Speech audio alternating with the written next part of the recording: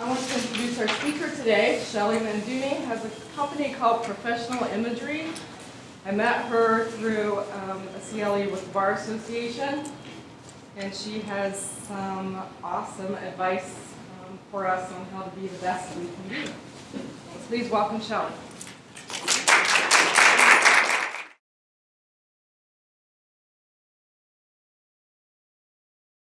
Good morning. Gosh, the sun is shining. Oh my gosh, hallelujah, right? I have to tell you, oh, thank you. You know, anytime the sun shines in Columbus, Ohio, it's a great day, right? There is much rejoicing. That's right. My name is Shelley Manduni, and you know what? Before I get started, I've had a scratchy throat, so I'm going to, if you wouldn't mind, yes, thank you. So I am here this morning to talk a little bit about how we can discover the best you. We're going to go over a few things that I think will make a big difference for you. This is supposed to be fun and interactive, so if you're at any point in time you'd like to stop and focus in on a specific area, I would be delighted to do so.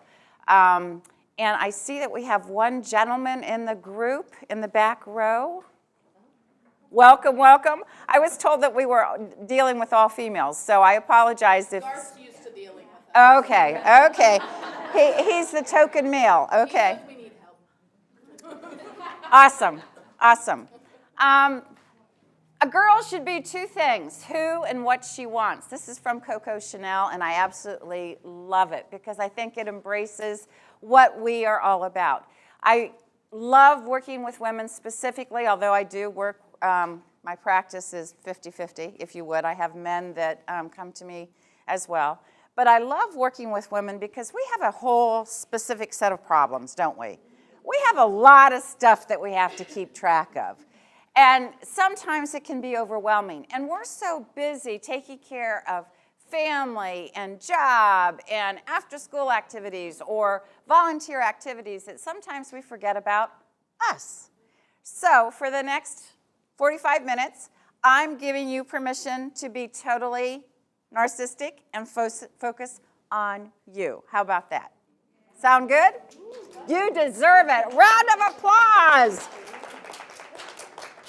Do you know that my success and yours depends upon people perceiving us in the best possible light? And we have approximately 3 to 5 seconds to do that. Whoa. Yeah. So as soon as I walked up here, you've already passed judgment on me, right? Of course you have. We do judge a book by its cover. And so if I had come up here with my flip-flops and my cutoffs and T-shirt, I would not be getting your attention today. Of course not. Because there is some credibility in how we package ourselves. Right or wrong, it's the way we operate, okay? And there isn't anyone in this room that doesn't want to be perceived as successful and confident and happy. Am I right? Okay. So let's figure out how we can do that so that it is authentic and uniquely you. I am not suggesting that we are prepackaging anyone in this room.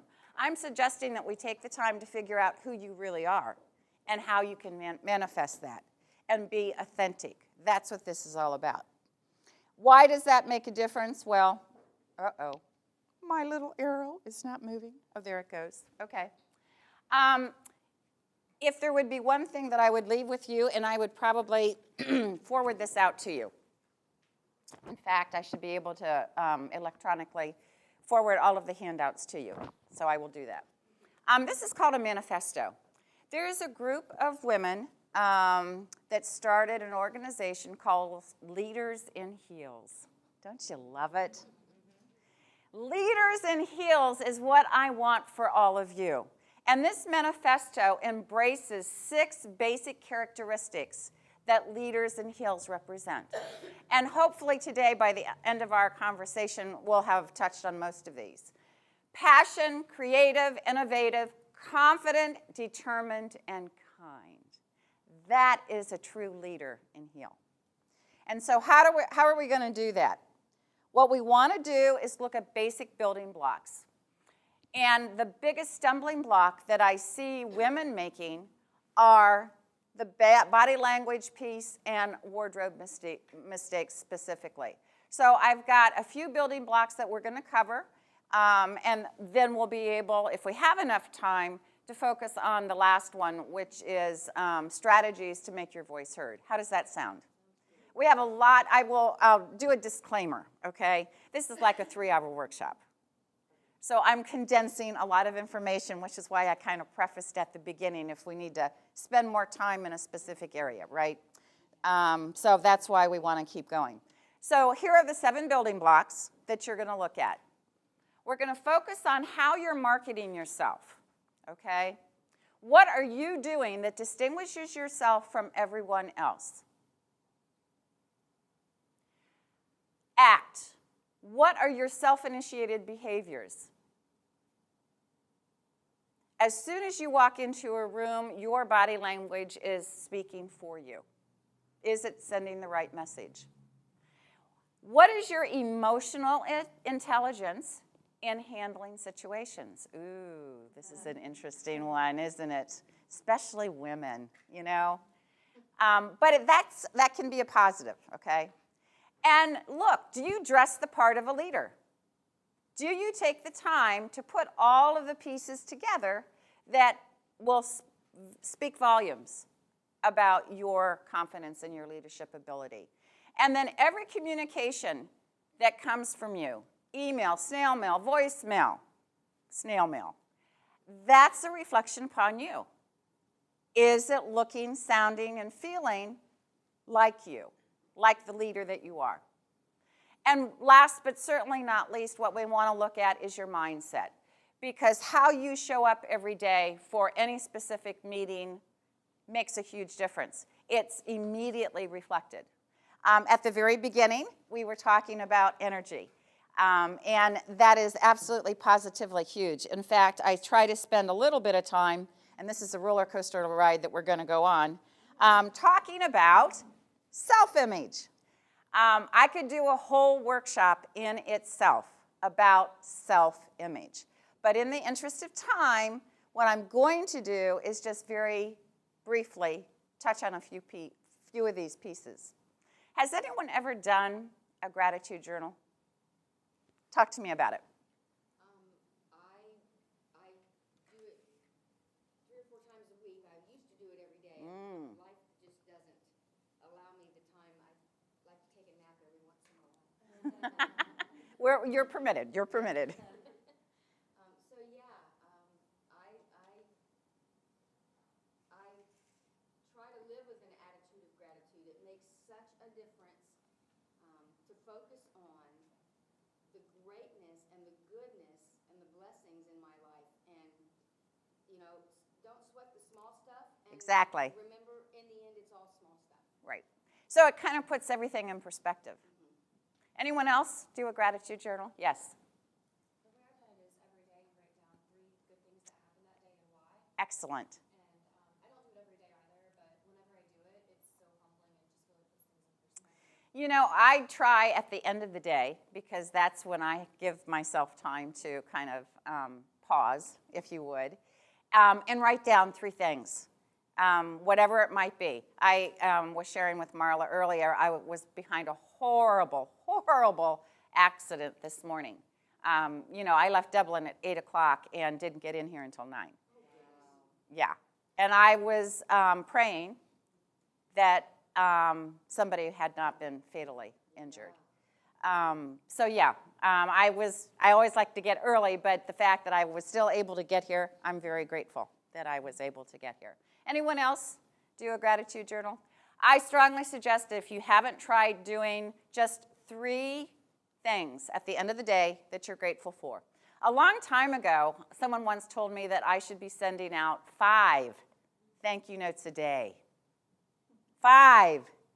And I started it, and I was surprised at what I came up with, okay?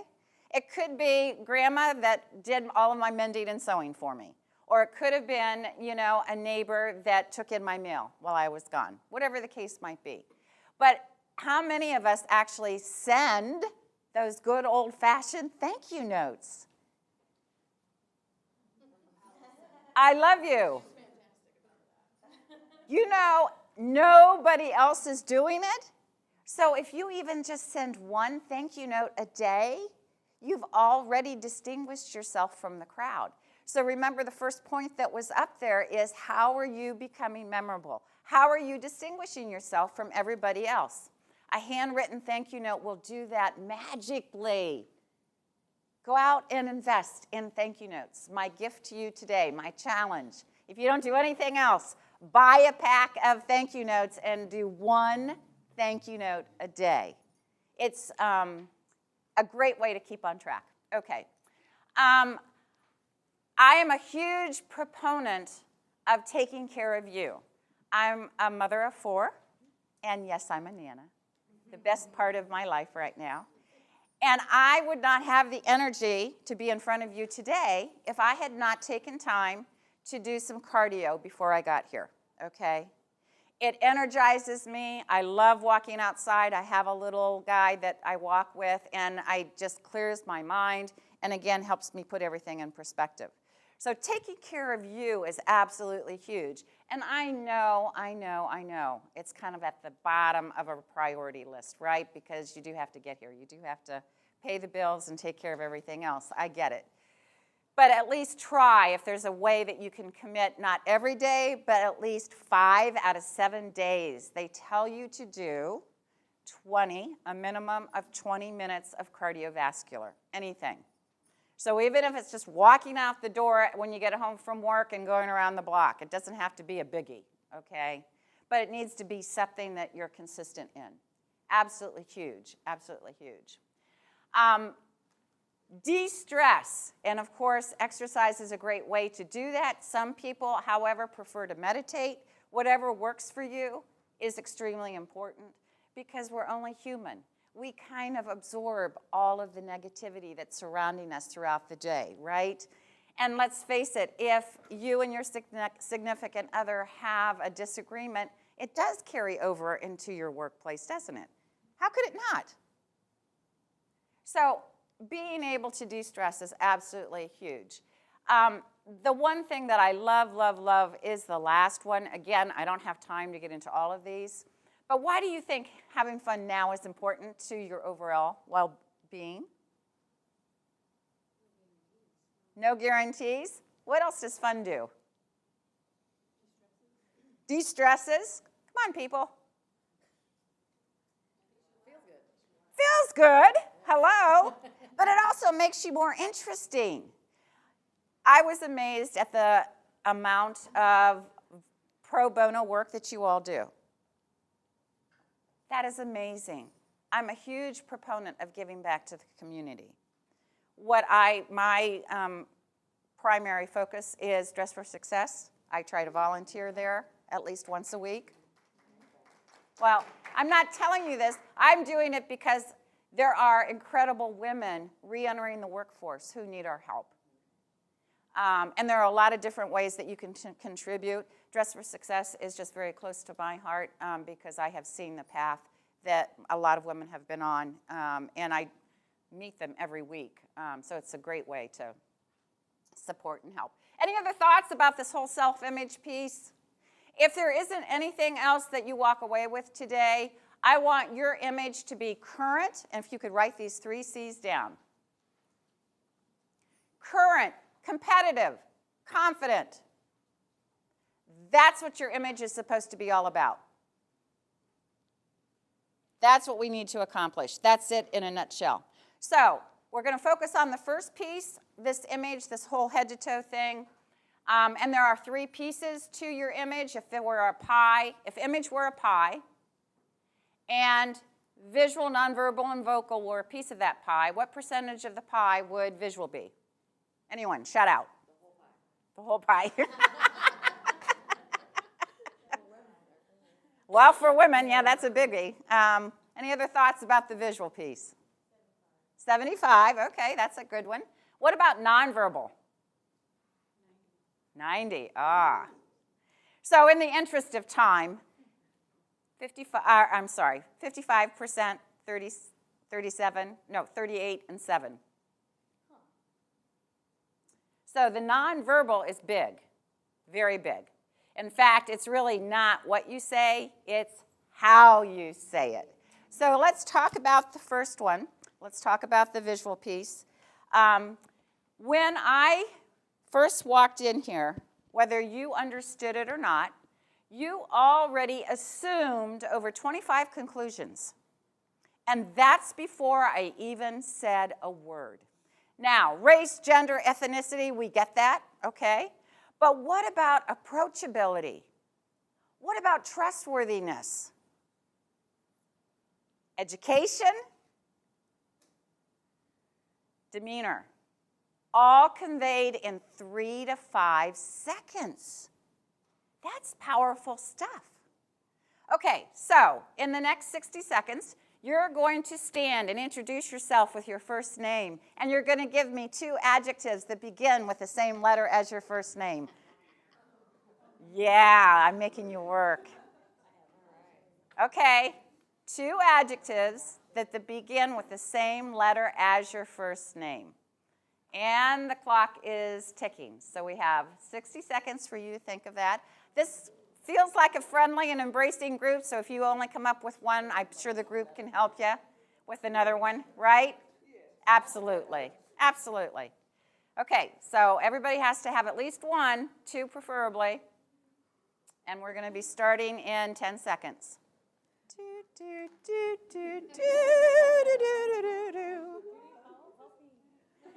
All right, so I'm going to start. My name is Shelley, and I am sincere and successful. I'm going to start with Grace. Okay.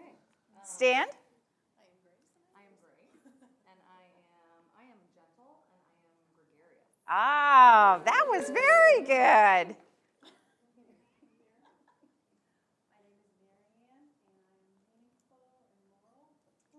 Wonderful. Good morning. I am Kimber. I have tenacity and I am talkative. Wonderful. You stole mine. I know. That's okay. You already know me. It's okay. Stand, please. My name is Morgan, and I am mischievous and marvelous. Oh, she looks mischievous, doesn't she?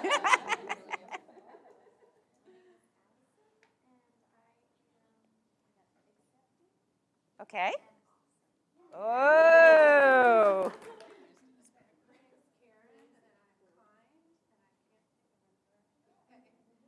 Knowledgeable? Miss Marla? My name is Marla, and honestly, I've been trying to think of one that starts with an M. Magnificent. You are, by the way.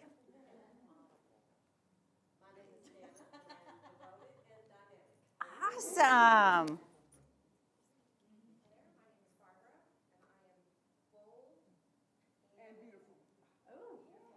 Ah, very nice.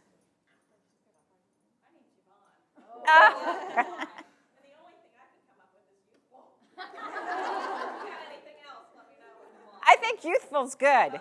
We'll take it. My name's Vicki. I was having a hard time, and I came up with the word thoracic, which I'm not even sure what it means. Vivacious. Vivacious. Yes. Also very vocal. Okay. You see, I think that fits very well. Hi, my name is Garth, and I'm genuine and gentle. Aww. That's right. So, Garth. That's very much Garth. My name is Becky. Embarked took my hold. That's okay. You can be bold. It's fine, but it's been a while. I'm Tracy, and Tamara took both mine. I was going to say tenacious and talkative, but I can also say tiny because most of my family is much taller than me. Okay. Okay. We can accept that. Hello, my name is Linda, and I'm only coming up with lovely. Okay. And loving. Loving. Oh, very nice. I'm Jenny, joyful and just. Excellent, excellent. I'm Lori, and I was going to say loving, and I'm a leader. Awesome. Ooh, I was waiting for that one. I'm Beth, and I'm big-hearted, and I can't think of any. Beautiful. Brittany. Bubbly. Oh, I think that's a great fit. I'm Erin, and I am exciting and exquisite. Wonderful. Good job. Oh, I'm Athena. I had a hard time, but we did audible because I'm very loud. And I have attitude. Awesome. Love it. Where did that? Well, I am Teresa, and I am talkative, and I am a tea lover. Oh, very good. Very good. Okay. I'm Mindy, and I am magnetic and meticulous. Yay. Round of applause, ladies. Woo! Now, what did we find interesting in how we described ourselves? All positive. Yep. But a little bit close to the truth, too. Wasn't that significant? Interesting. Okay, so what does this have to do with your image? Because actually, I'm going to give you a roadmap in how you put together this physical piece, this whole head-to-toe piece, that we refer to as image, okay? The first is color. And color actually has two primary characteristics. There is the physiological piece, which says, based upon our skin tone, there are some colors that look better on us than others, right? You could put something on and all of a sudden people are giving you compliments, telling you how great you look, as opposed to wearing something and someone comes up to you and says, "Are you feeling okay today?"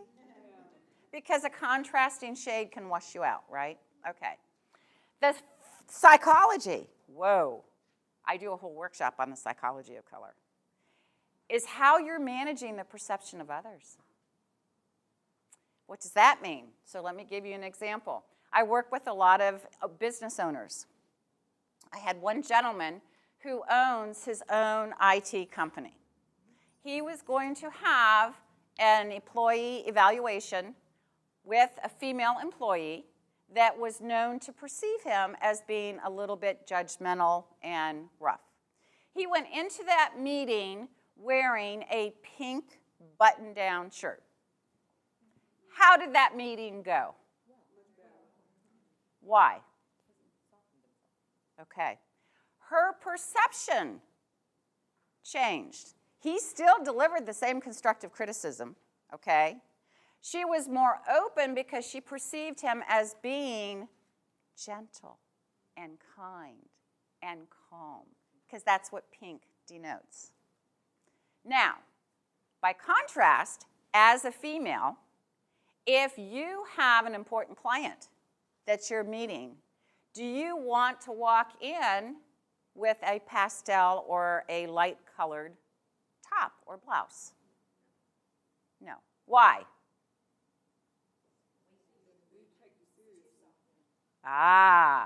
We as women have a really tough time because we want to come across with strength, but not overbearing.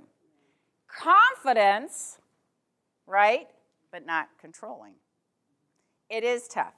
So in each color palette, there are strong, bold colors that are flattering to the skin tone. And that's something that we will get into. And I don't know, let me see if I included it in this. Oh, yes, I did. Perfect. Okay, I'll go back. The best color in the whole world is the one that looks good on you. I love this because as we are maturing, our skin tone is fading. Okay, that's the reality, ladies. And we all know the hair color changes, right? Okay. So it becomes even more critical for us to wear colors that are flattering to the skin tone. Now, how do you know? There are two major color groupings. And in the interest of time, again, I'm going to kind of skim over this unless you want me to spend a little extra time. You have 35 years ago, somebody called Color Me Beautiful. Anybody remember back in those days? Okay. What evolved from that, the entire garment industry, as well as the cosmetic industry, picked up on what they had to say and made it their Bible. They didn't patent their ideas. So if you walk into any department store today, you see two groupings of colors. You have cool colors that have the blue or pink undertones to them, and you also have warm colors that have more of the gold undertone to them. And as we are maturing, it becomes even more important that we understand which palette, because if you put a contrasting shade on, it can not only age you, you can come across as lethargic or disengaged. Now, there are neutral colors in both palettes, but the issue becomes wearing a neutral, do you want to be a wallflower? No. Remember, our first point was how to become memorable, how to distinguish yourself in a positive way. So neutrals are not necessarily the right mode unless you're partnering them with strong colors. So how do you know which color, and if it even matters, that you should be wearing? There's been a substantial amount of documentation done specifically for women that it does impact your income. And I'll get into that in just a second. But my gift to all of you, color analysis is actually where you go through the fabric draping. And as you're sitting there with the fabric draping, you get to see how your skin interacts with each drape so that you are very clearly identified if you're a cool or a warm. So part of my service to all of you, no surprise, that's a piece to what I do. I'm also a makeup artist. So I'm offering the color analysis and the makeover at half price. How's that? Yeah, it is. So, yes, Marla.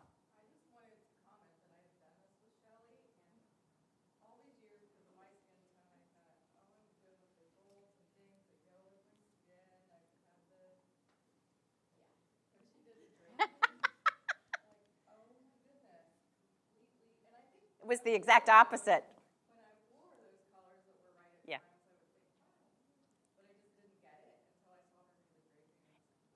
And then it all kind of came together, right? So it doesn't cost anymore to buy colors that are flattering to your skin tone. And what's really cool, once you embrace this whole color analysis piece, when you get dressed, any bottom that you pull out will always match the top. Ah, there's a strategy here. How cool would it be to walk into your closet and not only be confident in everything that you're wearing, but that it all works together? It's really fun. Most of us are wearing 20% or 20% of the clothes that we have 80% of the time. Yeah. I also do closet audit and evaluation. And it's a great way to shop from your closet, because when I'm done, you actually have outfits that you haven't even thought of. And if you do need to go shopping, I make a strategic list so that it's cost effective. Whether you go shopping or I go shopping, it doesn't really matter. You want to form this core wardrobe so that you are working actually with fewer pieces, but you have more outfits, which is way cool. How does that sound? Yay. So anyway, I think, yes, this sheet that you have explains everything on the back. The color analysis and makeover is half price. It's normally $150. It's only $75 for all of you. How bad? I'm sorry? Whoops. I do Skype. I do a lot of online consultations. Yeah. And it's very effective as well. Yes. I'm sorry, could you speak up? Right. I will know fairly quickly. Two things. We're working with natural skin tone. That's critical, okay? That means no makeup. And we try to work with natural light as well. But no, if we're doing the Skype, I give direction ahead of time so that it's very clear to both of us. Does that help? Yeah, thank you. Yeah. If my website is professionalimagery.com, and you'll see that there's a laundry list of services listed and whatnot. So Okay, so any other questions about the color piece? Does it make sense to everybody? And the reason why I'm having this conversation with you ladies is because it affects everything. What's closest to your skin would be your jewelry, your hair color. It's not just your wardrobe. Your glasses. Glasses are the new fashion accessory, right? So it is absolutely critical that you get it right. Let's say that I'm a cool, but my hair color has a gold undertone to it. That's a major, major influence on the whole head-to-toe look. So don't do anything major before you see me. No major purchases. Okay. And so then going into the reason why we also go into the makeup piece, that's the other big misstep that women make. They don't understand that your makeup has to have those same undertones. So again, if I'm a cool, but if I'm wearing brown eyeshadow, you don't understand it's a contrast. It's not what you want. Okay. Wardrobe mistakes. I love this. Yeah. I will tell you that I also do a lot of work with financial institutions. 3 banks last summer hired me to do this presentation. It always comes up at this time of the year, okay? Yes, you know what I'm going to say, don't you? There is one person that pops into our mind instantly when we talk about warm weather and inappropriate clothes. Yes. And it's not that we are showing cleavage or that we're showing too much skin. I actually attended a business lunch not too long ago. I belong to a large national women's organization. And there was a bank manager at my table. And she had just come back from maternity leave. And I can't tell you the conversation that we had because I was too distracted. Her blouse was gapping all the way down. Yeah, that's exactly what I did. Now, I am a mother of 4, okay? But go out and buy yourself a next size up so that you don't have that embarrassment, right? She had a jacket on, and I think she thought that somehow she was covered, but she certainly was not. Now, if I was distracted, how do the customers and the peers at that bank feel, right? That's very uncomfortable. So it's not just that you're showing too much skin or cleavage. It's a little bit more than that. All right, dressing in clothes that do not fit. Again, for both men and women, what I find is we're not paying attention. Now, come on, ladies. We've all been after the holidays, and we have the extra 5 pounds or 10 pounds that we're carrying around, and we can still squeeze into those pants. I can still zip them up. Yeah, you just can't breathe. Exactly. Yeah, or sit down. Is that really appropriate? You think that nobody notices, but you're wrong. You're only sabotaging your own success, okay? All right, wearing skirts that are too short. It doesn't really matter what the fashion magazines are showing. There's the mini, there's the maxi, there's the mid-calf. What is appropriate in our business environment is a skirt hemmed around the knee. That's what we're at, okay? So the fashion magazines we can set aside for our casual social time, but not in a business environment. So any of this that is open for discussion, anybody want to just jump out at one of them in particular? What about I was just going to say, that was my next comment. Why does it bug you? You know, when you're trapped in an elevator or Yes. in somebody's office. I get headaches. I'm one of those individuals that I'm extremely sensitive. I have one fragrance that I can personally wear. So when I go into Macy's, I run out of that cosmetic counter area, right? But put me in an elevator with someone that has on too much aftershave or perfume, and it's very uncomfortable for me. The reality is that we are approaching allergy season, and it's a huge, huge problem for those individuals that have allergies. So it's really out of respect for coworkers. If I had my choice, I would not permit anyone wearing aftershave or perfume. I just think in the work environment, it can be infringing upon other people's private space. So that's just me, but you're all entitled. Okay, no flip-flops. I had to add that because the 3 financial institutions that I worked with last summer insisted that I put it in there.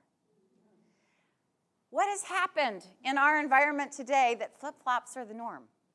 Because Old Navy makes every color. Yeah.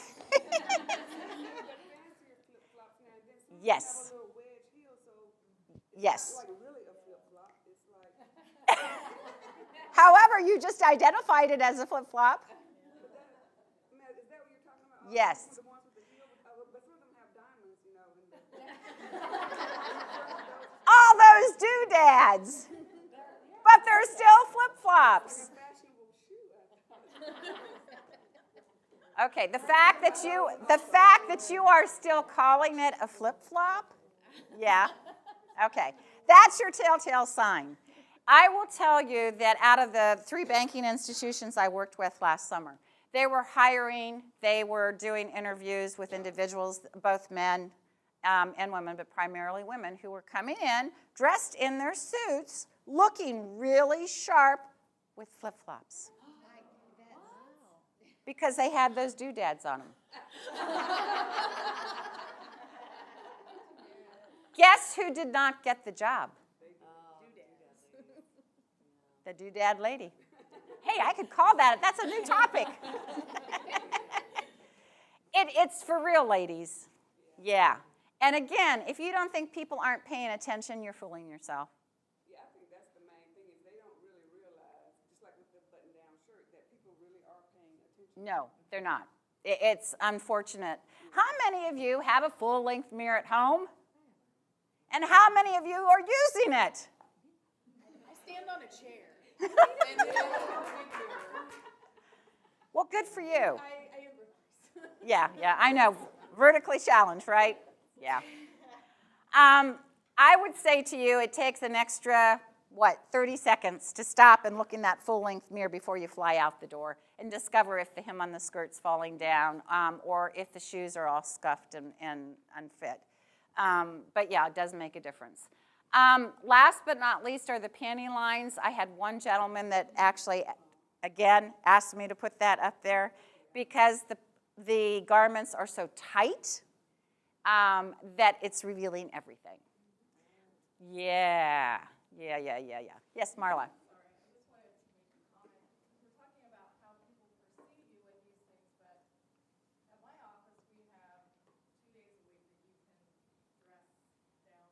Mm-hmm. Right.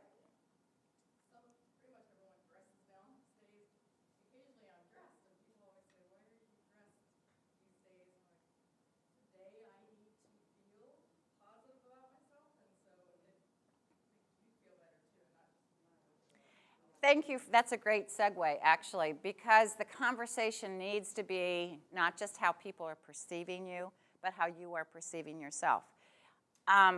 Last year, there was a survey done, and I can't acknowledge, I think it was probably Harvard, that did a survey on Casual Friday about the work environment. No surprise, they discovered that productivity dropped significantly on Casual Friday. Why do you think so?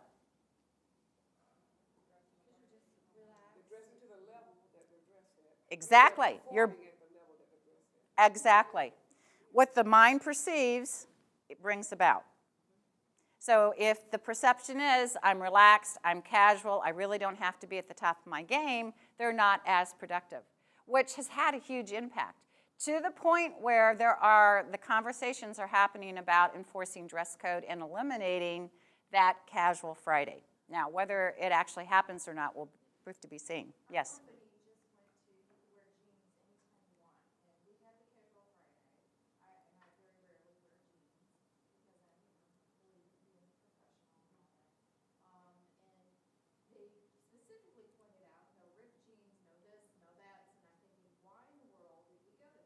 Yeah. And someone said it's because they're trying to get younger Yes. talent in the door, and if you offer them jeans at any time, then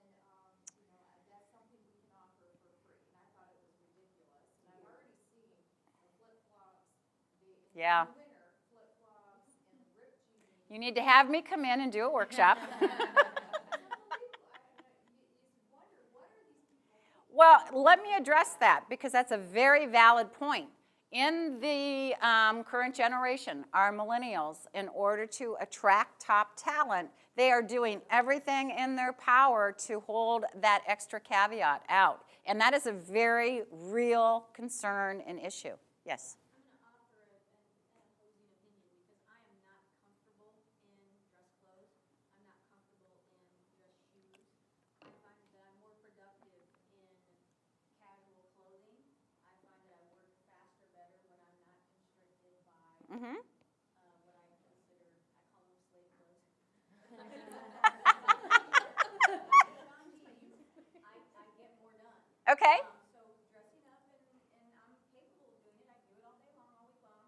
But on casual days, I'm more productive. I get more work done. And you would be in the minority. And I know I'm in the minority in my age demographic, but I think that there are people out there who do work better, when they're in their comfort zone. Okay.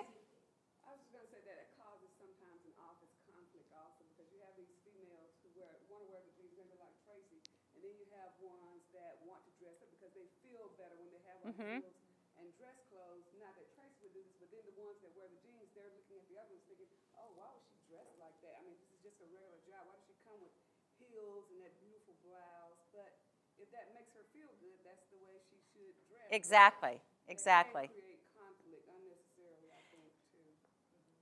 Right. We're not trying to induce conflict. We had one other hand up. Yes. Well, since many of us work in law firms, of course, they've always been considered conservative. Absolutely. Yes. And so our firm about 10 years ago went to business casual. And we thought we had to do that because that's how our clients dress, a lot of them. Mm-hmm. When they would come to the office, they were not in a three-piece suit. They were in a nice shirt and slacks.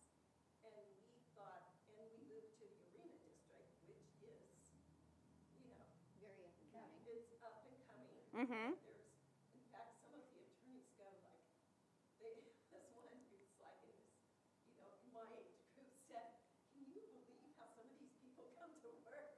And I said, I know, we're kind of overdressed in our business casual. But it's just, I think too, it's a business decision. And then we merged with a huge firm out of Indianapolis, which is still in the come to work in a suit and a tie every day, so it's been a real interesting mix. Well, and I would tell you two things. You always look at top management to see how they are presenting themselves because it all starts from the top, right? Uh-oh. Sorry. Our managing partner comes in flip-flops. He rolls in his hat backwards, t-shirt on. He's like a painter or something. Yeah. Oh, okay. And he's the managing partner of our entire law But firm. it makes it easy to talk to him. Yeah. Like, I normally wouldn't be able to talk to a managing partner without being super nervous, but I'm never nervous talking to him. And he's doing that on purpose. Yeah.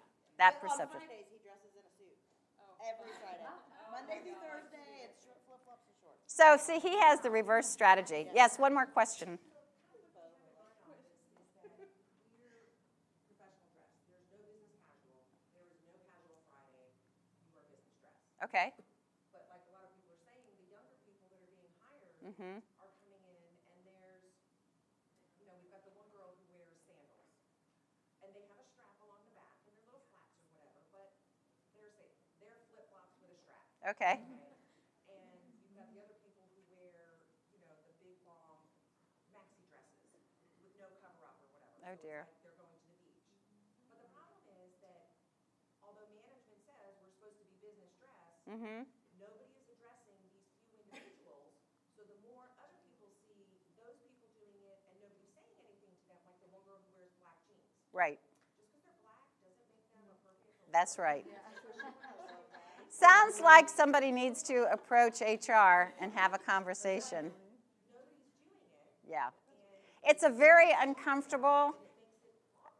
Again, you should refer me for more training. I will tell you that this is the reason why I usually do come in, because it is a very uncomfortable situation for HR to address. And so it's a lot easier for me to come in and address the audience rather than signal out the few that are being offended, okay? No, honestly, it is an ongoing debate. And with the warmer weather, it's really going to heat up. Sorry. I had to add that. But it is. And women, again, we are almost like we're on pedestals because there are more things that we have to be paying attention to with the warmer weather that are not just appropriate for the workplace, but age appropriate. And that's a whole nother conversation, too. So yeah, you can see how this could just keep going on and on and on, right? But in the interest of time, I do want to move on. I have just a real brief clothing shop list here. Probably the most offensive that I see is the whole shoe point. Whether you're a male or a female, your entire socioeconomic status is revealed in your shoes. If you only had a limited budget and you could afford one new item, it would be a new pair of shoes. It's absolutely huge. You should be on a first-name basis with your shoe repair. Enchanted is my favorite. They're at 161 in Sawmill because I'm up in that area. But you don't want scuffed heels. You want them to be polished, and you want them to look maintained. It is absolutely important and critical. Any other thoughts or discussion? Can we move on? Because I know that there's a lot more that we need to talk about. You don't know what I have to go through yet. This is a before, and this is the after when we just real briefly talked about makeup. So you can see the difference, right? When she did not have anything on, obviously this individual is a warm, and this individual obviously looks about 5 years younger. Would you all agree? And you know, Barb just does that. I don't know, to be honest with you. But I have to say, ladies, again, as a makeup artist, it's another big fallacy that women are putting their makeup on the same way that they have for the last 5 years. As you are aging, you have more things that you need to be paying attention to, like the eyebrows fading, okay? We mentioned the hair color. So if you've not freshened up your look, again, you're shortchanging yourself. Very inexpensive. It doesn't cost any more to wear the right shade of blush or lipstick as opposed to another. It's just knowing what that is, and that goes all back to the whole color palette thing. Can we move on? Is that okay? Okay. The visual presence piece, we're going to get into body language and how to convey confidence. If there is one thing that I would say to you, especially if you have an important presentation that you're doing, if you're ever up in front of an audience, shoes with heels totally elevate you and make a difference. Has anyone ever tested it, had a conversation around it? You're shaking your head in the back. I firmly believe in that. I used to wear wedges just because they balance me better than a regular heel. Okay. And I had a knee injury, and I really can't wear the wedges anymore. I just don't feel like I'm up there where Right.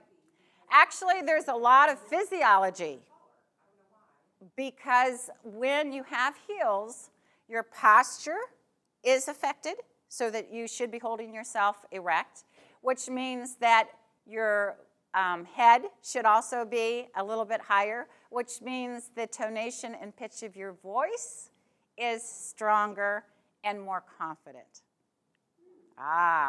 It all goes back to the voice. Of course, there's a few other things that are involved with it. But absolutely positively, if you have an important client meeting or a presentation that you're doing, you will find that you carry yourself better, you'll walk in that doorway better if you're wearing heels. Now, I have a bad back, so I do not wear stilettos. You know, I have 2-inch heels on. That's as far as I can go. But it's still enough that it elevates me, especially since I'm on the short side, and it does make a huge difference.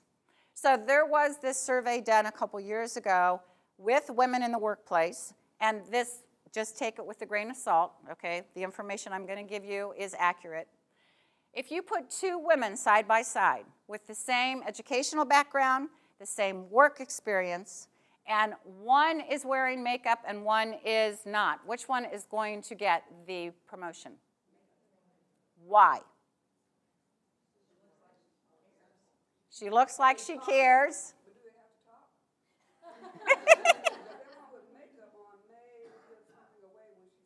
Well, no, remember they have the same educational level and the same history.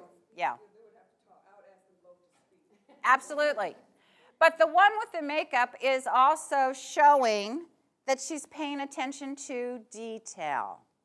The subliminal message, when you pull all of the pieces together, okay, is that your skill set is competitive and current. And obviously, you're more confident. Yes? What if you just don't wear makeup? Then you're shortchanging yourself. Because it's that polish. Again, go back to the candidates. It's all about representing that company. And they want the best possible ambassador that represents that company's brand. Most companies want that layer of polish. I am not changing who you are. I'm not telling you to wear a mask. I'm simply telling you to add a little bit of polish. To be who you are, I want you to be authentic, okay? But putting a finish on it makes all the difference in the world. Yes? Yes? So my natural style is pretty feminine, but I work in IT, and so I'm in a male-dominated field. Yes. I seem to run into people that don't necessarily think that I know what I'm talking about, and then they'll ask my mentor, who's an older man, and he'll give them the same answer. Do you think that part of that is related to my style? Yes. Did you hear me hesitate? No. We need to talk. You have a very tough position because it's your youthfulness that's sabotaging you. And so you can package yourself differently to make yourself look more mature. And we can practice. There are mannerisms that go with that. So again, it's the whole package deal. Did I see another hand go up? Sorry. Okay. So absolutely, positively, body language is huge. We're going to get into women specifically, again, have definite issues that they're dealing with. Before I get into this, what is the first physical contact that we have in the workplace? Say that louder. Handshake. Can everybody stand, please, and exchange a handshake?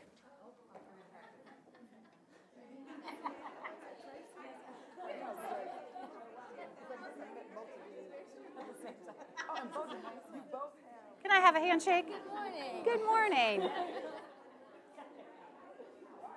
All right, Miss Grace, can you assist me, please? Yes. Okay, in the interest, ladies, in the interest of time, since everybody did it wrong,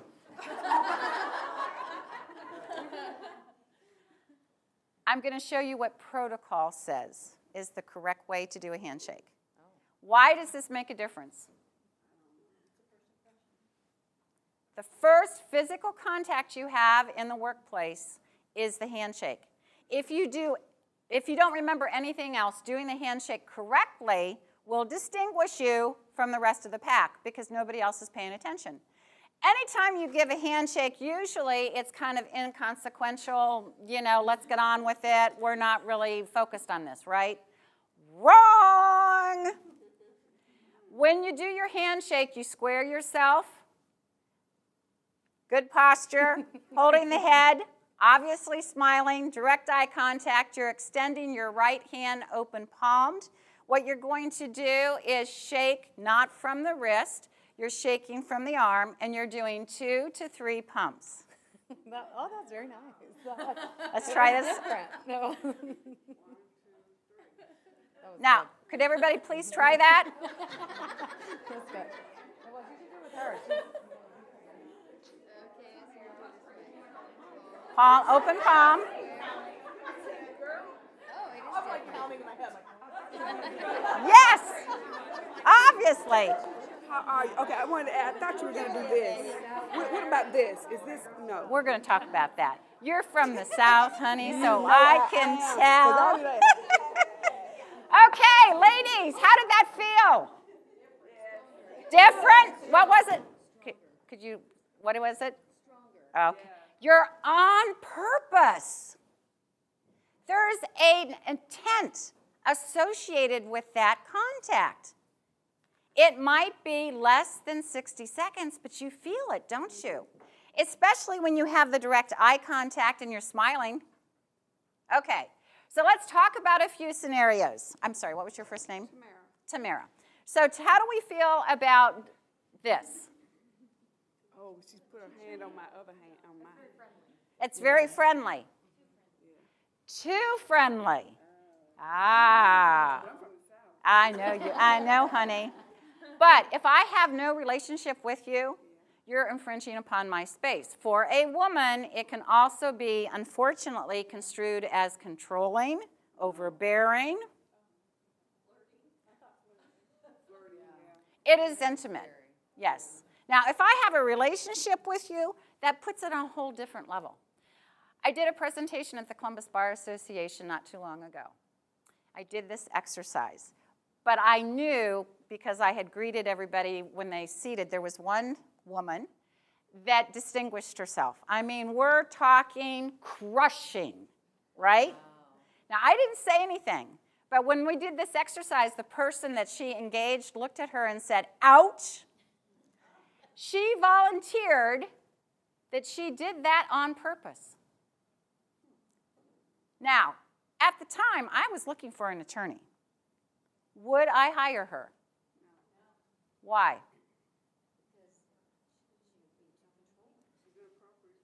It depends on what I want, but for the most part, no. I want someone that's going to be open and listening to me, not a controlling, overbearing individual. Absolutely huge. So ladies, if you get in that death grip, right, because we've all been there, okay, the easiest way for you to extract yourself is called the web.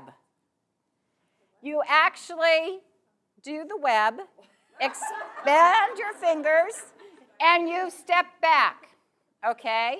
So most people, okay, have a close proximity. It's, the personal space is 18 inches. And so when you get that death grip, if you exert the pressure, they can feel that, and then you step back. Now, you're still smiling, okay, but that's a very clear signal that they're doing something wrong. Isn't that cool? And it does work, okay? I will tell you that. Yes? Is that the same way you deal with the fish? Yeah, let's talk about the fish. How do we feel about that? Oh, it's gross. It grosses me out. Yeah. 99% of the time, it's a male, right? Because they're afraid of us. They don't know how to handle us. So I would never, it's not my job to teach a total stranger, right? You're coachable because you've given me permission to be here. But I would never correct another individual. All I can do is control me. And so again, you smile and you step back. The easiest and most effective method for you to express yourself without saying a word is your actions. So smiling and stepping back. That's all you have to do. Yeah, when you think about it, and it is all about, again, how they're perceiving you. So I promise you, this is asking you to change a neuro-linguistic behavior. You've been doing your handshake a specific way for a very long time. So you're going to have to think about what I've just demonstrated. It's not going to be easy because, yes, you have to think 2, 3 shakes. You can stop at 2 if that feels right to you. But the point is, it doesn't happen overnight. But I promise that, again, it's a very easy way for you to distinguish yourself from everybody else that's out there. How does that sound? Yeah, it is. It's always the little things, right, that add up and make the big difference. And that's what this is all about. Okay, oh my gosh, okay. So, in the interest of time, I will tell you, again, taking a stand. Yes?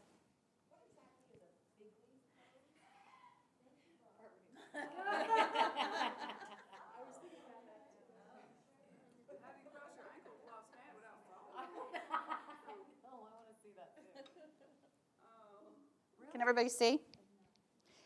Women, unfortunately, do this notoriously. So when you cry, it's called a little girl pose.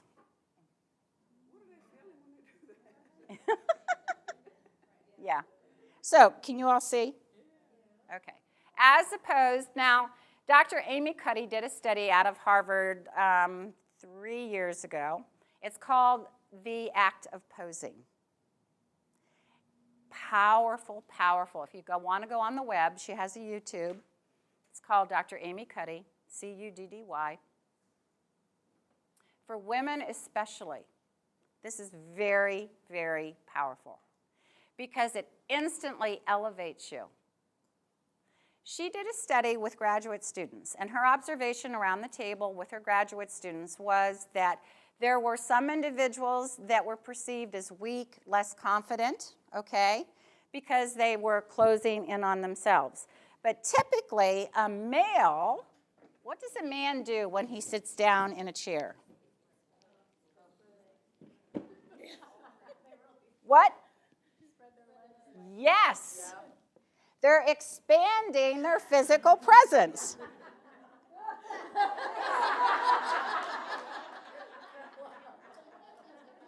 What does a woman do? And closes in. Okay? Do you notice how I'm sitting here? My arms are in here. My legs are tucked in. You're diminishing your physical stature. When you do that, the perception is you're less confident and you're weak. No.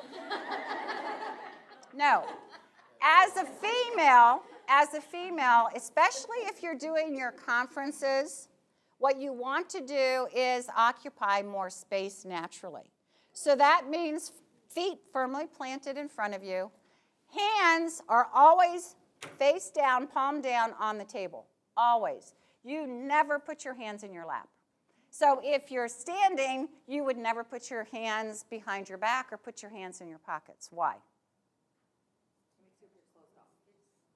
You're hiding something. As soon as your hands go in your pockets, you're hiding something. Plus, you're going to fidget. You're going to play with your car keys or your change or whatever else is in those pockets, right? So women especially, oops, this cord is going to be the death of me yet, have more things. But okay, going back to the power posing thing. So Dr. Amy Cuddy says before you have an important presentation, you need 2 minutes of expanding your physical presence. Now, that can be as simply as going into the ladies' room and stretching or going down the hall. I'm going to kill myself with this cord. The physical piece of actually stretching your legs, swinging your arms, this piece, if you do it for 2 minutes, elevates the hormone levels, right? The endorphins are produced. The cortisol levels, which is the stress hormones, are dramatically reduced. Huge. And it's not just women. It's the elderly. It's performers. Absolutely, categorically, it goes across all lines. Yes, Marla?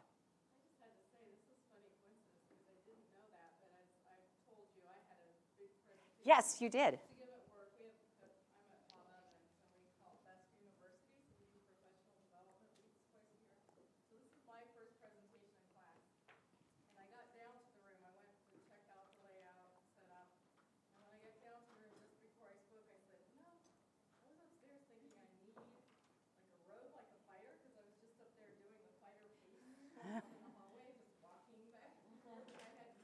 Awesome. But you felt better. It's amazing when performers did this 2 minutes, and 2 minutes is a long time. If you ever time yourself, 2 minutes is a long time. So your musicians that actually did this beforehand had better than average performances. The elderly, if they practiced this before their doctor's appointment, had a higher retention level of the information that the doctors gave them. Huge, huge. So again, I'm sorry that we don't have any more time. I have had a delightful opportunity to be here with you. My goal is that you are a leader in heels. I wish everyone, I will pass this manifesto on to you so that you can embrace all 6 characteristics. My last quote for you is, the way you dress affects the way you are perceived, and the way you are perceived is the way that you are treated. Thank you for permitting me to be here.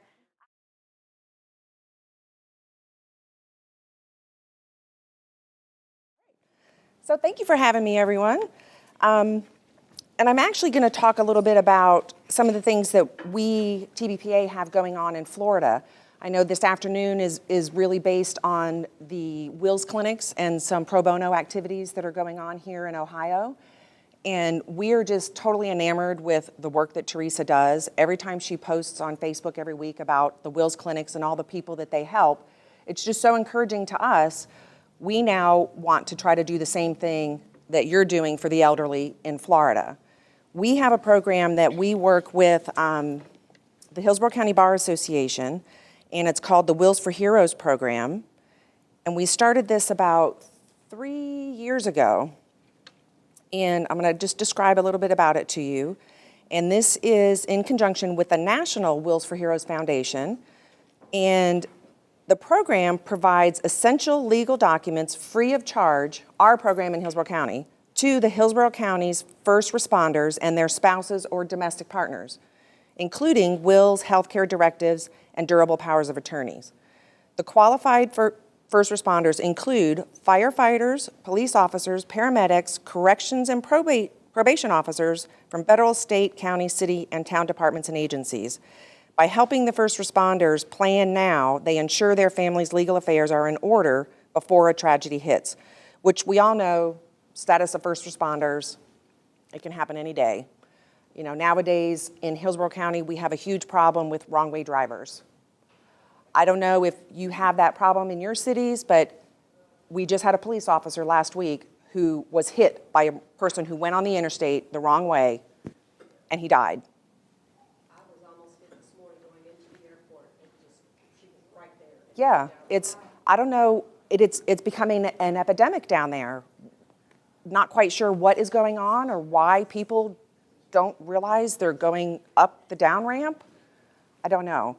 But it's something that it concerns me, and it concerns a lot of people in the community, and we want to make sure that our first responders have valid estate planning documents in place. I personally have a friend whose husband died last year, and they had nothing in place. No will, no life insurance, no nothing. She's struggling. They had a little bit of money in the bank. She's almost out of money. And it's hard. You know, you got to have your affairs in order. And in order to do that, you need your estate planning documents. A lot of people I know can't afford it, which is why we're so thrilled to be able to help the first responders. We find that some of them that come have a few more assets than I have, than a lot of people, all of us put together have. But they're first responders, so they deserve our respect, and they get their legal documents. Even though they could afford to go to an attorney, because they're a first responder, they still get the benefit of that. But like I said, we do want to expand out to the elderly community, because we have a lot of that in Florida. A lot. Dana? And their spouses are significant others. Yes. Yes, we do. And the way we do it in Florida for the Wills for Heroes program is when the first responder comes in, and they bring their spouse as well, they each get their own set of documents. And typically, we try to have them with different attorneys so that one is not coercing the other to make their documents like the other wants, because maybe you want your parents to take care of your kids if something happens to the both of you at the same time. But he wants his parents to take care of the kids. Well, it's one of those things. You kind of have to discuss those things beforehand, because the time to have that discussion is not when you're sitting at the table to prepare your documents. You need to have had that decision made ahead of time so that you don't have conflicts with the attorneys. Well, this one wants this and this one wants that, because it just delays the whole process, and then other people are not getting helped because you run out of time. Although we've never left not fully completing everyone's paperwork. We do stay until the job is done. Yeah. Right, so one question about the completion of a task for the attorney. Once the attorney is done there at the clinic, he is done with that client. Correct. We give the clients a copy. They get the original of their documents. The documents that are saved on the computer, when we're done with the session for the day, all of the computers are wiped. All of their information is removed. So if they lose their original, they kind of have to come back and do it all over again. We don't keep a copy. It's just that thing. We make them sign paperwork at the beginning. They all have to sign up, acknowledging what the whole deal is and what the relationship is. But yeah, it's not like that particular attorney is now the attorney for that person that they can go to later. This is all just through this program. They're not hiring the individual attorney themselves. Yeah. And we make sure that everyone knows if you want to make a copy to keep in a separate place, because, you know, we lose things. I don't know about y'all, I'm getting old. My memory is, I don't know where it's going, but it's not in my head. So it's always best to make a copy, and we tell the clients who come in, when you're making a copy of your estate planning documents, do not remove the staples. Leave the staple on it, make the copy with it folded, because there could always be a question down the line if somebody sees the staple removed and it restapled. Well, did you reprint that page and change something on that page and then put it back in? That kind of thing. So you always want to make sure you've got just your original set of staple holes. Everybody does it different. That's the way I don't do this kind of work. I'm a real estate paralegal. So I do it how they taught me when we went to the first training session. As we go along, you know, as in everything, things tend to get a little more lax, and everybody does it their way. And I tend to be a stickler to the rules, and when I see them doing it wrong, I'll point it out to them. No, because the attorneys will say, they'll give them the copy with a paperclip on it.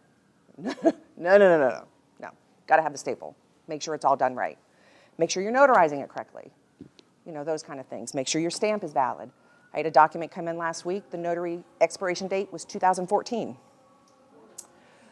That's a problem. That is not a valid document. But some people don't pay attention to the detail, and you absolutely have to in this field. We all know that. Got to pay attention.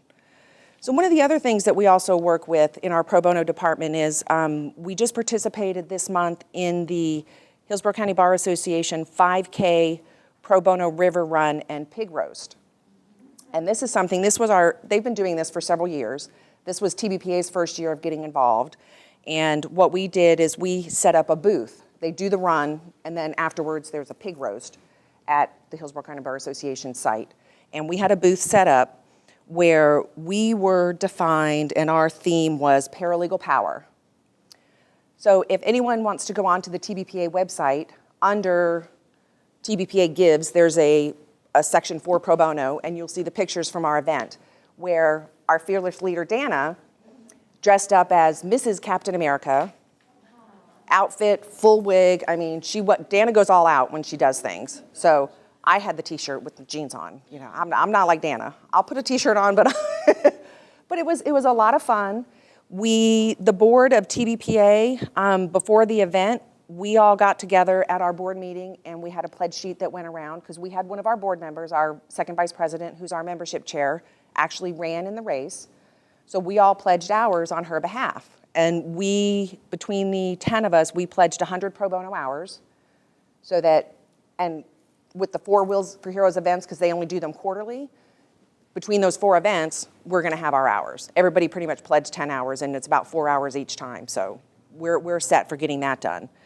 We also had we had a sign-up sheet where we do monthly luncheons at TBPA, where we have a speaker every month. So our members get, other than the holiday luncheon, our members get 11 CLEs from us every year, plus they get 6 or 7 CLEs during our annual seminar, which is held in the fall. And we have a lot of places you have issues trying to get speakers. You don't want the same speakers. You want some new blood coming in, because you don't want to keep hearing the same thing over and over again. So we took the opportunity, every time someone came up to the booth, to get one of our yummy Publix cupcakes that we were giving out. We had red, white, and blue cupcakes that had they found little sticks, you know, for our paralegal power theme. They had POW and ZAP, and, you know, we had it all decorated with superheroes, and we had the cardboard cutouts that a comic store donated for us with Superman and the Hulk. And then we had a big giant Spider-Man balloon on top of the tent where we were. So as everybody came up to get their cupcakes, because after the race, it was just kind of like a food fest type thing. Everybody walks around and collects the food. We had a sign-up sheet. So everyone that came up, y'all heard me say I was bold, right? Yes. Every person who came up, are you an attorney? Yeah? Oh, you want to sign our sheet? You want to be a speaker at our luncheon? And for I'd say 90% of them said yes. Whether they'll actually speak or not, I don't know, but we had about 15 who signed up. You know, and it's one of those things, you could have the sheet sitting there, unless you physically tell them and you make a connection with them and ask them to do it, they're not going to do it. They're going to get their cupcake, they're going to turn around, they're going to walk away. So it's one of those things. I've adopted this theory of can't hurt to ask. We like to do events. We like to have fun at our events. We like to feed people at our events. We don't like to pay for it out of our money. We want other people to pay for it. We just did an event for the meet and greet before the paralegal cruise that went off this year, and I raised $2,100 from 8 sustaining members of TB. Not all sustaining members, some are just supporting vendors. But I raised $2,100, and we were able to pay for all of the food and some of the decorations and things that we had from the event from that money that we collected from them. So it did not cost TBPA one dime. But we had a great event. We had 62 people showed up out of 70 that signed up, so it was a great turnout. Everybody got their stuff. We had great little goodie bags that we gave away, and everybody had a great time. But again, I asked 33 different companies to give me $300. I wasn't trying to get a giant amount of money. We have one sponsor who would have written me a whole check, no problem. But I don't want him to always write me the check. We save him for the seminar. You give us money for that. But I had 8 of them contacted me back. 7 of them gave $300 each. One of them did an exchange where he printed our big cardboard signs for us, foam board, I think that's their foam board, for the event, because they run about $170 a piece, so it was an equal exchange. And with that, we get a lot of promotion. We always promote our people who support us. There's always a sign that has all of their logos on it, all of their contact information, so that they get the recognition. You want your vendors to know that you appreciate what they're doing for you. And if you don't recognize them, they're not going to keep doing it. So that is something that we do to try to raise money. We did, for the Hillsborough County Pro Bono Run, overall, there were 2,870 hours pledged for pro bono within Hillsborough County. So they do have a committee who will track those hours as people submit them. And at the end of the year, when they're getting close, I want to say it's like the last month or so, they will start reaching out to those people. Hey, where's those hours you said you were going to do? And not that they're going to be able to get them to do them all in that one last little month or whatever, but they do track it and they do try to enforce the people that are committing to do it. They do have, our firm, we have the Bay Area Legal Services Association, which is kind of for the indigent, people can't afford lawyers, so they're a help for those people. And through these hours, this is where a lot of these hours get put in, is through the referrals from that Bay Area Legal Services. So it helps that we get the hours pledged, but they also need money for supplies, for computers, for paper, for things like that. So all of the attorneys in my firm donate a flat amount every year, every single one of them. That's a commitment that they make, and they donate that money. Whether they're doing pro bono hours or not, they all donate that money so that there are funds available to Bay Area Legal Services for putting on the events that they do every now and then to raise money, and just for providing the services that they do for the members. During our pro bono river run and the pig roast, with our booth, they have a contest. It's what was it called, Dana? The Best Pigsty Award. So that's what they called it. So, you know, we were the paralegal power, and we had all our superhero theme and all that. Of course, we all thought we were the best. And everybody who came by just loved how we did everything. And it turns out that we did not win. Who do you think won? Okay, because I'll tell you who participates in this. Local judges, attorneys, law students, paralegals, and friends of the legal community participate by pledging the hours and/or contributing to paralegal or pro bono projects. So out of all those people that participate, who do you think won? Like 4 years in a row. It's rigged. I say it's rigged. We did tie for first place, though, or for second place, with there was a Hillsborough County Military and Veterans Committee who had a great booth set up and all their Army stuff and all that gear and all that. And so it was a lot of fun. We met a lot of people. You meet a lot of attorneys. You get great contacts. We met several people that were running for new political positions within the city and the county that year. So for me in real estate, I don't really deal with a lot of regular attorneys who do most of the different areas of law. But there was one in particular that I met who's running for property appraiser. And I like that because he said some things I liked. We're gonna not be so strict on that deadline for filing the homestead. We know things happen. Sometimes people can't get in on time. We're gonna make a waiver for that.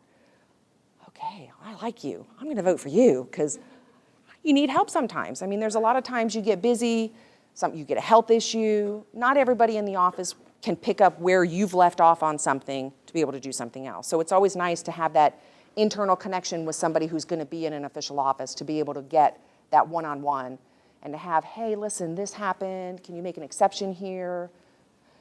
We do e-recording. I don't know if you guys have that yet. Simple File is a big company that's nationwide now that's doing electronic recording where you can submit your documents electronically. You scan it, you submit it, they record it, you get your documents back right away. Most counties, it's done within a few hours. They first started, it was supposed to be 10 minutes. Yeah, that didn't last long.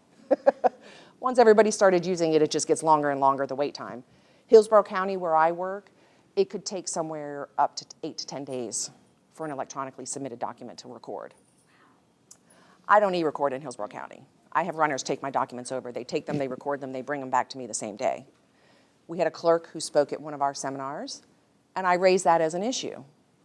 I now have the inside person's email and phone number so that when I do want to file something electronically, she can go in and manually move my stuff up to the top of the list so that I don't have to wait those 8 to 10 days. So having those personal connections, it really helps. And that's just a matter of me saying something to the clerk who was there about there being an issue. And that's all it took. Okay, I'm going to put you in touch with this person, and as soon as you get a hold of her, you just let her know when you have any issues, and we'll move your stuff up and get it done. Which is great because sometimes you have things that you want right away. They touted it when they first started the program as being something that could make your closings run faster. You can give your client their recorded documents right there at the closing table. I don't know about you, but I don't want my client sitting in my office for 4 or 5 hours waiting for documents. No, you can go home, I'll send it to you later. So the theory was great, but the more and more people that are signing up for it, the more and more delays there are in getting the actual recorded documents back. They have different pricing ranges depending on how often you do it. It could be up as low as $4.50 per document or up to, I want to say, like $9 per document for people who don't use it all the time. But it's definitely a valuable tool, the e-recording part of it. I love Simple File. I always throw them out there because they're just great. And let's see. I think really that's about all I have. Within Region 3, I'll talk about a little bit about Region 3. We have, obviously tomorrow's our spring meeting. We do have joint conference next month, where at joint conference is in Wichita, Kansas this year. Very difficult to travel to Wichita. I don't know if you guys have more flights available from where you're coming, but from Florida, there are not a whole lot of flight options. Southwest had 2. It was like 5 o'clock in the morning or 7 o'clock at night. Okay, well, that really messes up the timing of when I want to go there. But it's a conference where they do 3 different days. The leadership conference one day, regulation another day, and then certification this year is on the final day. Yvonne will be heading up the leadership day, I believe. So she's been working on coordinating that. But there's a lot of great information that's given out to all of the people who attend this regarding all 3 of those categories. And it's good information to take back to your boards and to try to disseminate to your boards to then further disseminate out to your members. Because there's a lot of opportunities and there's a lot of things going on the national level that a lot of times our members don't really take the time to read what we're sending them, the emails that come out, the newsletters. People get busy. Oh, I'm going to put it over there and I'll read it later. Well, then you never go and you read it, so you don't know what's really going on. Triple LT is huge that's going on right now. It started in Washington. It's on the move. I'm not sure how I feel about it. I have a feeling it's going to take away from paralegals and not quite be what we would like it to be as far as being for paralegals. I have a feeling it's going to be a little more for lawyers and not furthering the paralegal profession. So my goal is that NFPA will continue to try to advance the paralegal profession and try to get the local and state authorities to regulate paralegals. I am a member of the Florida Bar Association as a Florida registered paralegal. I was able to get in under the grandfathering clause due to my lengthy work experience and how long I've been working and all the different, I had all the CLEs I need. Within the 3 years, I get like 73 CLEs. You only need 30. I mean, I just have so many that it's not even a question. But there are a lot of people I know that don't necessarily qualify to become certified to take the exams, depending on, what their situation is. And so in Florida, it's a voluntary program right now, but we would like to see it become mandatory, because there are a lot of people that are not paralegals that are putting themselves out there to be paralegals. And to me, it's kind of degrading the profession. It's opening things up for potentially malpractice with, you get someone in there who says they know what they're doing and they're not, and you have an attorney who's not really supervising that person because they think they know what they're doing. You could have huge problems. We had an employee who left my firm who was a legal secretary. She'd been there for 11 years. She was a legal secretary. You look at her LinkedIn, she's paralegal. Really. And she got hired at a job as a paralegal. Granted, it only lasted 2 months because they found out she was not a paralegal. But if there's no regulation and there's nobody overseeing what's going on, then there's no way for anybody to really know if you are or you are not.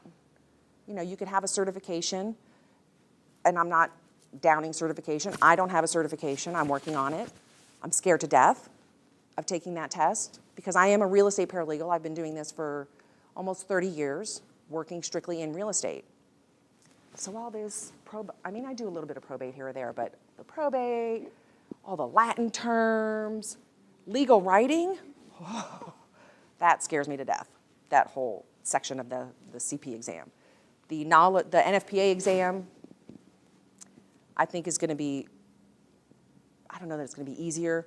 I don't think I'll have as difficult a time because there's not a writing assignment in it. So that I'm going for the RP. That is what I'm going to take the exam. My goal is to try to do it by the end of the year. I've been saying this for a long time, and I keep pushing it off because I'm scared to death. Did I say that?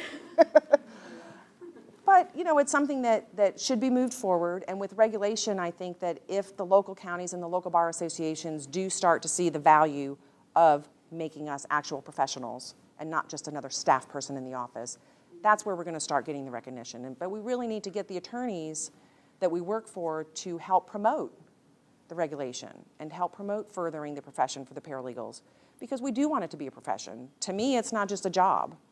I love what I do, and I love it when they give me something that I have to go in and figure it out. What's wrong with that?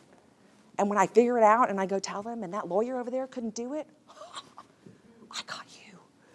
And I love it, because there's a lot of lawyers that come in there that don't know anything about real estate, but they're the lawyer, so they have to know. I correct them all the time. And I don't hesitate because I don't want our firm giving out bad information. And I had one lawyer who gave me a hard time about it one time. He snipped at me in a reply in an email. I know what the rule is. Okay, if you know what the rule is, why did you ask me to do what you asked me to do? Because I'm not doing it. I then went to every other paralegal. He wanted me to record a document without referencing doc stamps or the consideration. It was a deed in lieu of foreclosure. And in deed in lieu, you have to pay documentary stamps on the amount of the debt that was forgiven. So there's no consideration because there's no transaction. You're not paying for it, but they're relieving the debt of that person. So you have to pay doc stamps on that amount of forgiven debt.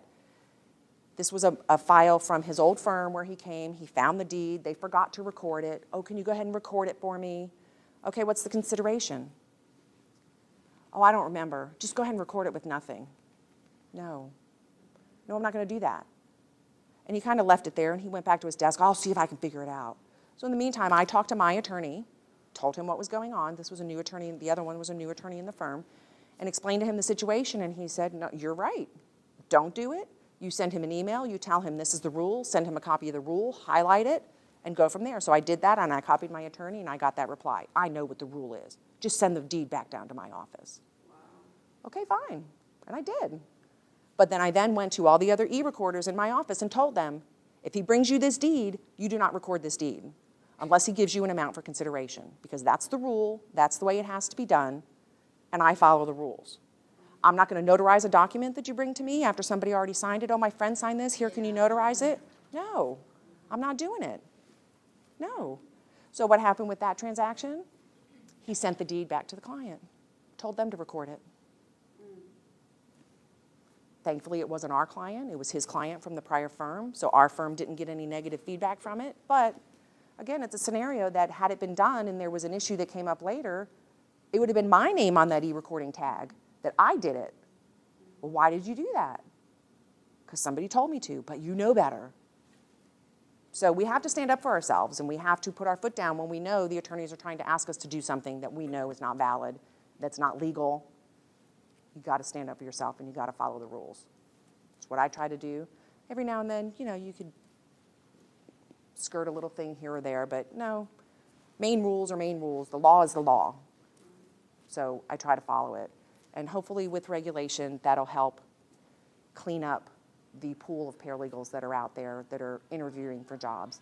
Because I feel like oh, there's nobody in this room I work for, good. I interviewed last year for a job. I've been in my firm for 18 years. I've learned that, at least in my case, if you're not moving around every so often, you don't tend to get a whole lot more money like those people that are moving around every 5 or 6 years. I had a paralegal I trained 20 years ago who's making about $17,000 more than I am right now because she moved every 5 years and got herself a raise every time she moved.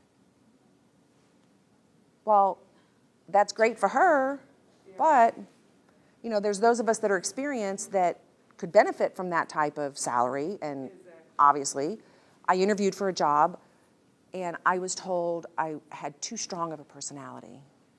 This was a job for the head of the department of a major national law firm who had 300 attorneys in the firm. He's the head, he's like the top third biller in the firm.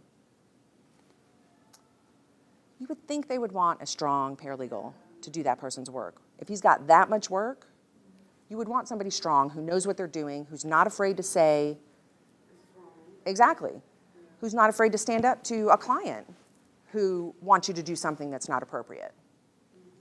Now, I won't go to the client and tell them that's wrong. I'll go to the attorney and tell the attorney, nope, this is what they asked for. You can handle it from here.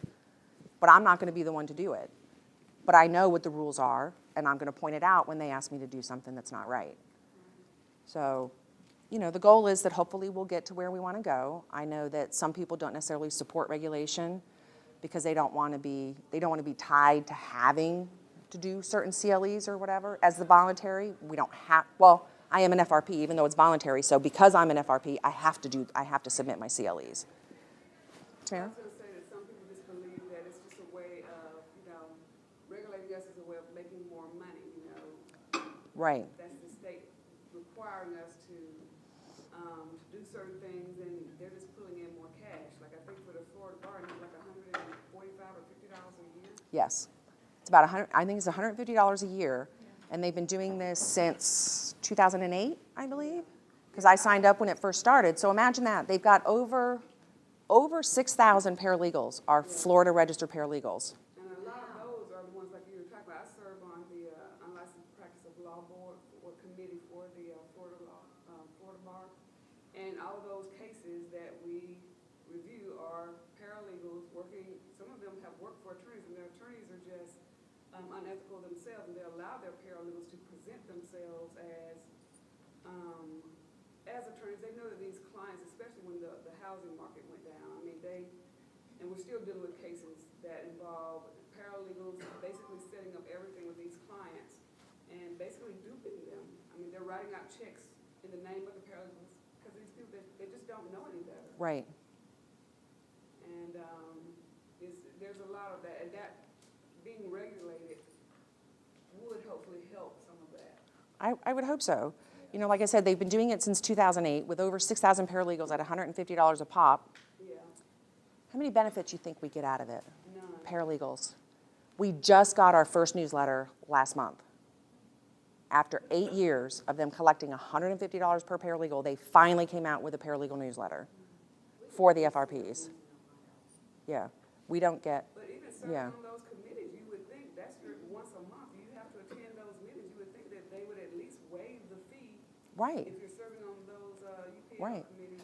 And the problem in Florida was a lot of the attorneys that were they put together a committee before the program started. They put together a committee to determine if it should be mandatory regulation or voluntary. The committee suggested to the bar that it be mandatory. They didn't like that answer, so they just decided to make it voluntary. Then why did you put together a committee to give you their advice on what the paralegals want and then not take their advice? I don't get it. I don't know if the attorneys feel threatened, that they feel like it's going to take away from them, but we're paralegals. We still can't work without the attorney. So there's no threat to the attorney. I would think that LLT would be more of a threat to them than anything, than us, because we still have to work with them. But with the LLT, they're going to be able to do work without working under the supervision of an attorney. Granted, it's limited, but they can still do it. LLT is Limited Licensed Legal Technician. It was approved year before last, I think, in Washington State, and it's making the move across. I believe Oregon is looking at it now. There's about 14 states that are looking at it for sure, and Utah just recently in December did the LPP that Yvonne was talking about, was the limited paralegal practitioner, which they're now calling it a paraprofession. Right. That would be something I think would be great for paralegals, not the LLT, in my opinion. That's just my opinion. Tracy, did you have something you wanted to? I was just going to comment. I mean, I'm an advocate for regulation too, but I think the IRP and the FRP are very similar, and I agree. I mean, I think it's a moneymaker for the state bar, but the CLE, though it does require you to have CLE, it doesn't demonstrate anything as to the qualifications of the person getting those initials after their name, because you go and attend the CLE. Okay, so I'm sitting here and I'm listening to somebody talk, but that doesn't demonstrate my ability. The RP, the CP, those things demonstrate your ability and demonstrate your capabilities to do something. Right. It's a step in the right direction, but it appears to me that once that is done, everybody thinks, okay, we're done, and they stop, and they don't keep moving towards something that gets us further along to prove that we need something even better. Right. And in Florida, when they first started the program, they had a grandfathering period where paralegals who were not certified, who didn't necessarily have an education, but had 20 some odd years of experience, they were grandfathered in and allowed to become an FRP. I'm one of them. I have a high school diploma. I don't have a college degree. I'm not certified, but I've got 30 years worth of experience. And like I said, being certified is a great thing, and it's part of my goal is to achieve that.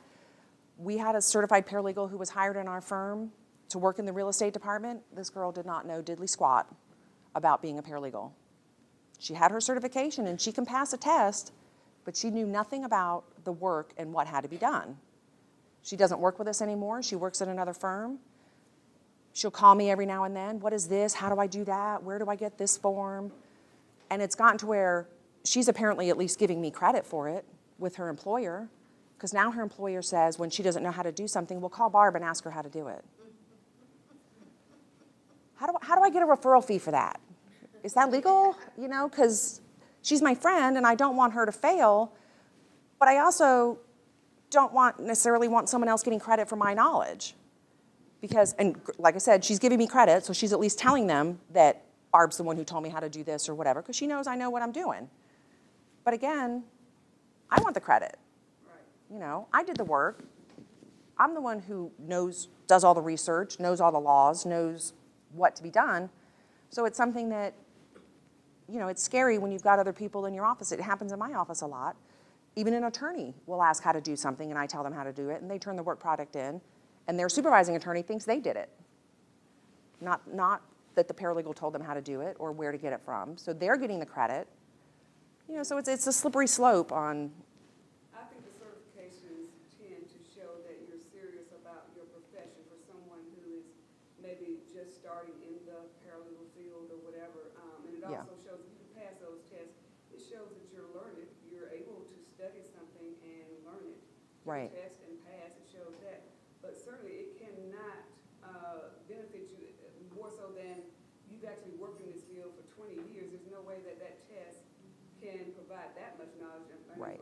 For the RP, you're studying over so many different categories. I guess with NALA, that's the same way. Exactly. But so many different practices. There's no way any Exactly. is going to have knowledge in all of those. I mean, it'll obviously advance my resume to say that I'm certified, but For the firms that know about certification, I mean, in my career, I've never worked with attorneys who know anything about paralegal certifications, nor do they really. wow. They don't really, but I will say, when I moved from Georgia to Miami, the first job I got, that was the only actual criteria that I met for the job that I ended up getting, was they wanted an RP. But I don't even know who wrote the criteria on the ad, because that department, they didn't write it there. They didn't really know about an RP. I don't know if maybe someone in HR did, but Right. the ad did specify that they prefer someone with the RP credentials. Okay. Very nice. Dana? I had visited, when I had lived up in the Pensacola area, we were really trying to make a drive in the Pensacola area to get the salaries up for paralegals, because in Pensacola it's really, really bad. And so I met with some firm administrators, and that was one of the points that they said they really wanted our association to promote certification, because they felt that showed that paralegal was serious about their profession. Absolutely. That they were going to take that extra step to study. If they could pass the test, be it CP, RP, whichever, then that meant that they were going to go a step above and beyond, and that's who they wanted in their office. Right. So that's why the certification is important. You're an anomaly. You're exceptional in every way, y'all, just so you know. I love Barb. She's awesome.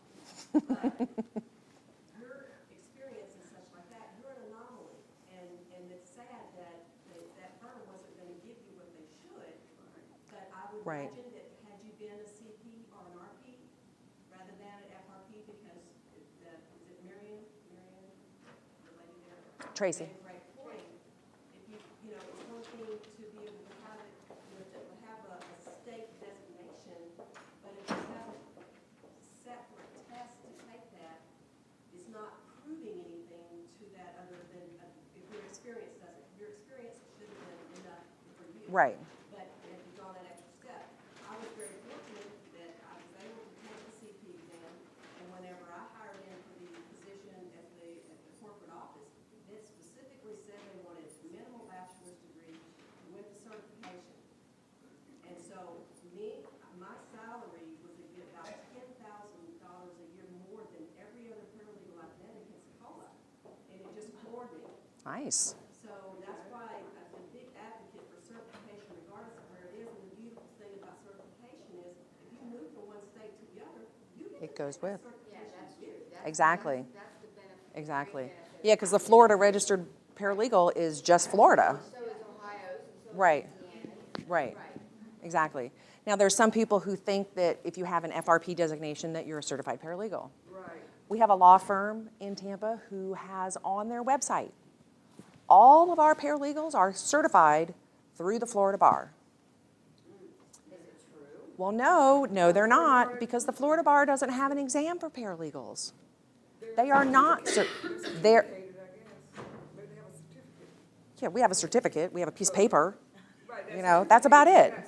We are not certified. It has been brought to that firm's attention that that is an incorrect statement, And they still have. and that statement is still on their website. Yes. And it's misleading, very much so. You know, so it's like I said, it's a slippery slope. Regulation, I think, is the way to go for us, and Nurses and other hopefully, exactly, paraprofessionals, exactly. even a nail technician. Has to have a license, right, right. So that's what I have to say. If anybody has any questions or anything else, I think I'm done. Well, I just want to say, All I right. think you're standing appropriately. Oh, no, I wa, Appropriately, you're doing it right. oh, I thought that was, you're not supposed to do that. All right. All right, thank you everyone for coming. You're welcome.